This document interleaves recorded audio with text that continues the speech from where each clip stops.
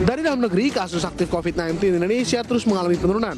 Setelah mencapai lonjakan tinggi pada Juli lalu, kasus mingguan di Indonesia menurun 34,6% dibandingkan minggu sebelumnya. Juru bicara Satgas Penanganan COVID-19 Wiku Adhisa Smito mengatakan, minggu ini terjadi penurunan kasus selama 11 minggu setelah lonjakan kasus kedua pada bulan Juli. Bahkan, untuk pertama kalinya, penambahan kasus positif harian Indonesia berada di bawah 1.000, yaitu 922 kasus per tanggal 4 Oktober 2021. Masyarakat tetap diingatkan aktivitas sosial ekonomi yang sekarang telah kembali normal, terutama di Pulau Jawa, memiliki potensi penurunan kembali meningkat apabila tak dibarengi dengan pelaksanaan dan pengawasan protokol kesehatan yang ketat. Bank Indonesia mengakui adanya rencana kebijakan pengurangan stimulus moneter. Tapering off dari Bank Sentral Amerika Serikat, The Federal Reserve tetap membawa resiko terhadap Indonesia. Resiko ini datang dari adanya kekhawatiran hengkangnya aliran modal asing dan tekanan nilai tukar rupiah. Meski demikian, Bank Indonesia tetap optimis dampak kebijakan tapering off dari Bank Sentral Amerika Serikat lebih terkendali bila dibandingkan dengan kebijakan serupa pada tahun 2013.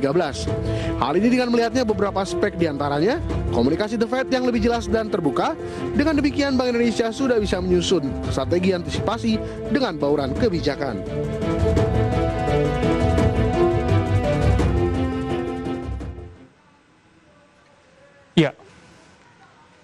Ya, pemirsa, itu beberapa sentimen yang berhasil dihimpun oleh tim redaksi kami, pemirsa, dan semoga bisa menjadi salah satu referensi untuk Anda.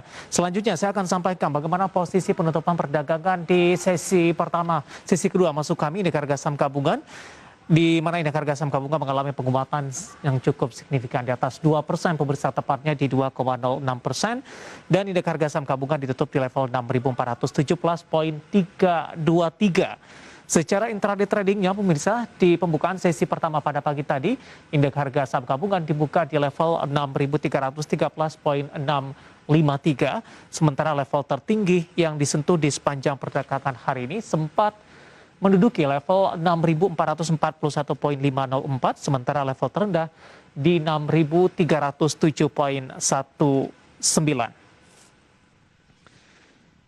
Dari update penutupan indeks harga saham gabungan perdagangan di sesi kedua hari ini, berikutnya kami akan mengajak Anda untuk melihat data perdagangan lainnya, pemirsa. Kita akan coba lihat bagaimana update penutupan di sesi kedua hari ini. Saya akan coba sampaikan juga dari posisi saham-saham yang menjadi penggerak bagi indeks harga saham gabungan. Dari perbankan big cap disumbang oleh BPRI menguat di 4,83%, 4.120 BBCA juga menguat di 3,38%, 35.900.